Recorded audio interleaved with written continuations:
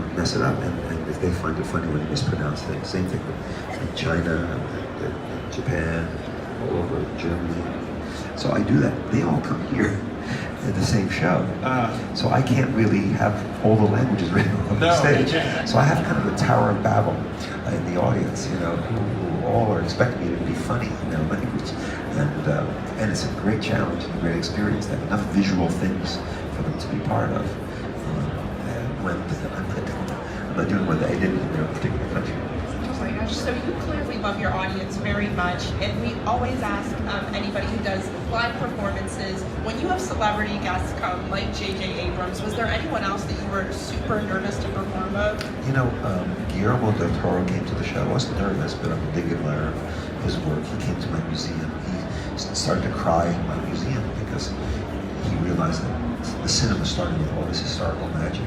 Magic he wouldn't have life if it wasn't for a magician inventing special effects and all that stuff. So I was very, very moved by that.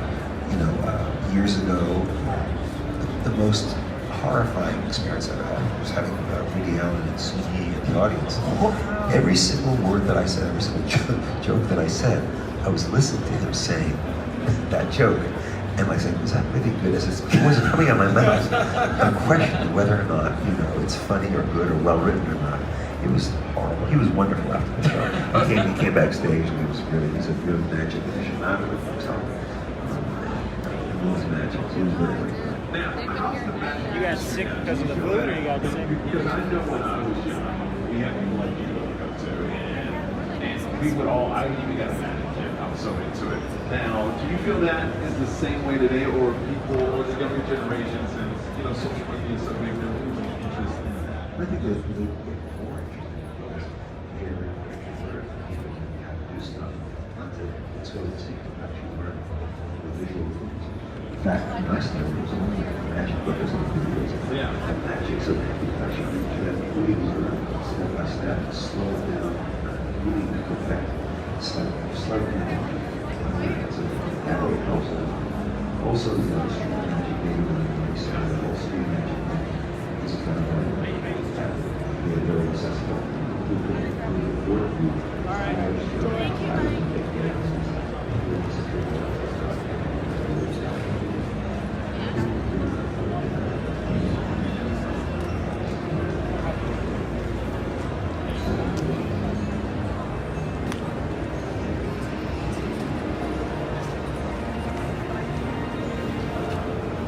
هذا معرض شركة هونداي.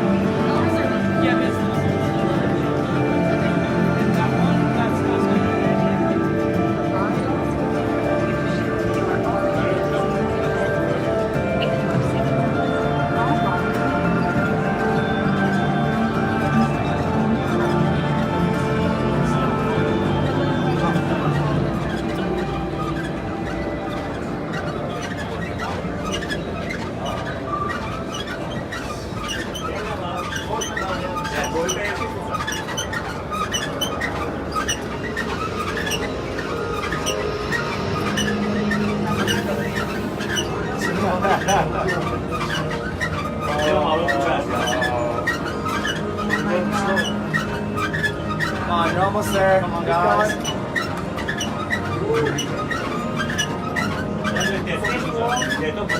We will let you just lead us.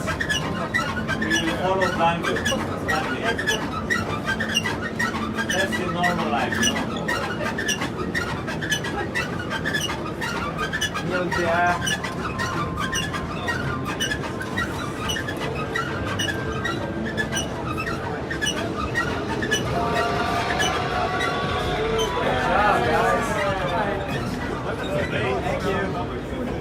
We did it, huh? Yeah. Took you 2 minutes, but you did it.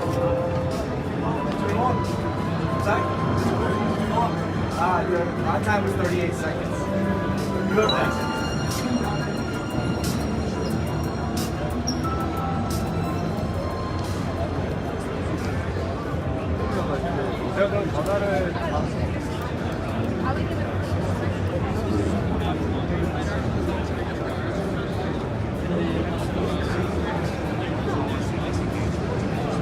أكيد شركة وايمو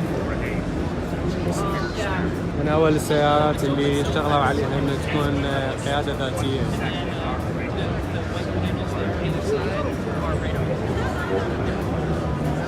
All this goes back to our big computer in the trunk, and we, use that to perceive the world around us, predict what it's going to do next, and then chart our path. You make the ride by yourself. Yeah, we make all the sensors in house. All the sensors. Yeah. Radar, camera. Yeah, all the sensors. وايمو طبعا من شركة جوجل. I'm here just today.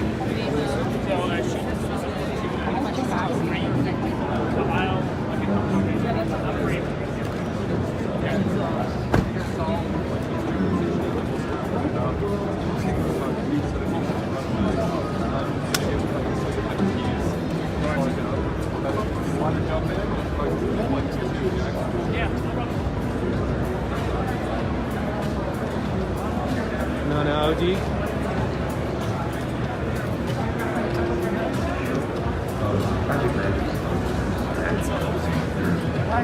That's so cool. A cheap truck. So that was what we were telling you. The crowded men.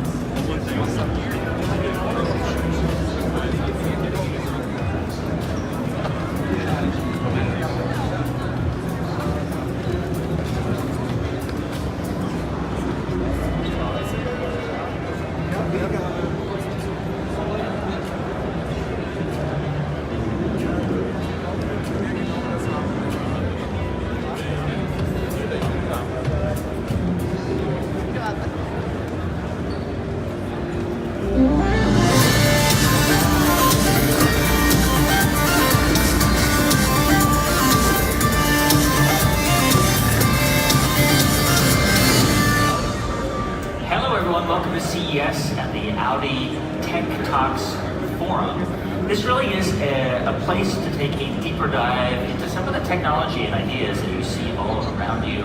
My name is Guy Raz, and I host podcasts and programs that explore technology and big ideas, including how I built this and the rewind. Welcome, it's great to see you. I'm here with Niels Wolny.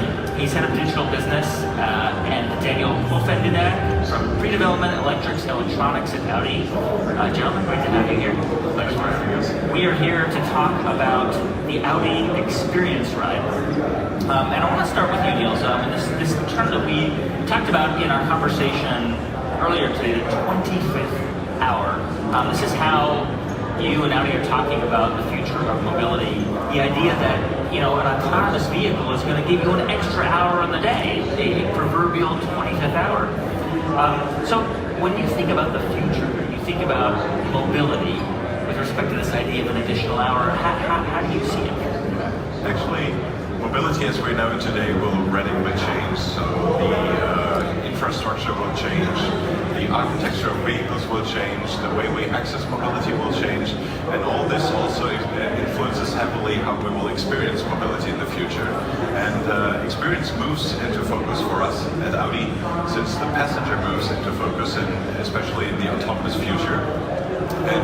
But it's already relevant today, because if you look at statistics, already today more more than 50 million people are transported by the four biggest ride-hailing companies globally per day. So that makes more than 18 billion trips annually. And this is just the figures we know. It's not including all the private passengers, so that are just transported by their friends or simply by their parents. So I want to just clarify this idea. You are talking about passengers. Most of the time when we talk about efficiency or getting people time back, we're talking about the driver. In this case, you're focused on the passenger because, yeah, I mean, when you sit in the back of a car or you're in a ride-hailing car, it can be time lost. Yeah, exactly. So most of the transit time actually is wasted time for many of the people. So that's why we started circling our thoughts around the potentials and also the possibilities in terms of entertaining passengers in the back seats. Right, because when, as any parent knows, when you are driving a car... Yeah, for most of the parents in the room, probably the sentence, are we there yet?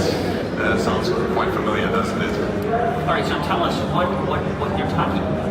So actually, I would love to hand over to Daniel for this. Yeah. He explained to you a little bit more what we've done. So what we wanted to do was we wanted to create an entertainment format that benefits from being inside the car, because when you think about entertainment in a car for the passenger, most of the things, or actually all of the things you could do better outside of the car, like watching a movie, so go to the theater. So we wanted to do something that really is best inside the car. And then what we realized is that our core asset as a car manufacturer is that our passengers, they are moving through the world and they can feel that movement every time the driver accelerates, brakes, or turns around the corner. So what we then did was we used VR, so a VR headset, and put it into the car. And we used our knowledge that we built up for autonomous driving, the software technologies, to fire up this VR headset. So we created an experience that you can actually feel, because it matches the forces that you feel in the car. So how do you actually realize this fully immersive experience technically? Yeah, so we're using the sensor data of the car. So the live sensor data of the car is used to create a live fluid motion of the car through the VR headset. And it was important for us that we are using just the sensors that are already in the car and nothing additional. We use the software to fix the rest. And what's quite interesting in the end, what we realized is that we don't only need the motion, we also need to give that motion some context, some surroundings. So additionally to the sensor information, we took the nav data, the map data, the roads around the car to build up an artificial environment that's quite different from the real world. And actually, I think it's important to know that with this, we created the first medium that actually works best in the car. Because first of all, it's more immersive due to the haptic feedback you have in the real world that matches exactly the movement in the virtual world. It's incredibly intense, way more than any simulator could be. And then secondly, it's also highly adaptive to travel time and route. So basically for the first time we created a medium that adapts to this travel time and fits perfectly your personal journey. Most of you are probably familiar with the fact if you watch a movie while you're on the go and it's 90 minutes long and your trip is just 60 minutes, the experience gets interrupted. So we try to develop something that really fits your travel time. And thirdly, and this is an important aspect, we didn't always ask, because many people experience nausea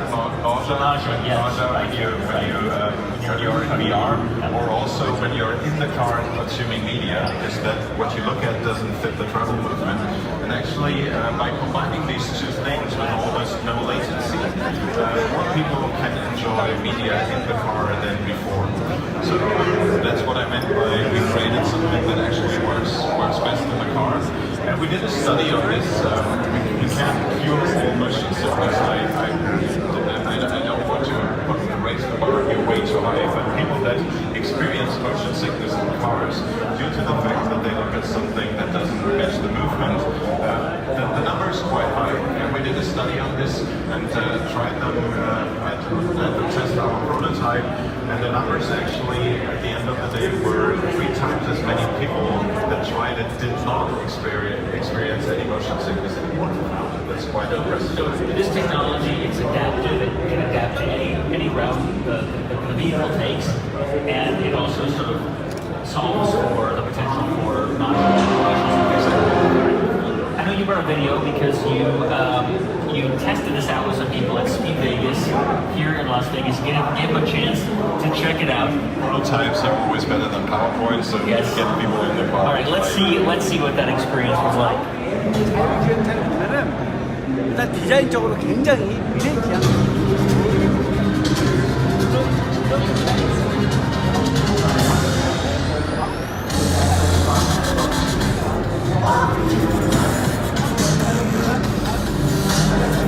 مصطفى موجودين المفروض على الميتنج.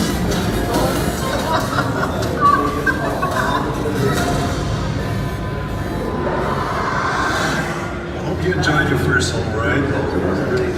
That's good. I'm so excited. Wow. Some great reactions, and you actually partnered with Disney on that interface. Actually, what we did when we developed our technology 1.5 years ago, we approached different content creators, and since Audi and Marvel have a long relationship since the first Iron Man movie in 2008, we approached Disney's games and interactive experiences if they want to try our SDK and create something exclusively for CES that is not a commercial product, so just for selected guests at CES to really try it out. And yeah, we created Rocket's Rescue Run for the CES demo. So Niels, what's next? Yeah, you might have seen it already in the video we've just shown you, the brand name Holoride. Audi co-founded a startup called Holoride. What we want to do is commercialize the technology and bring it to the market and open it up to all car manufacturers, content creators, and also device manufacturers of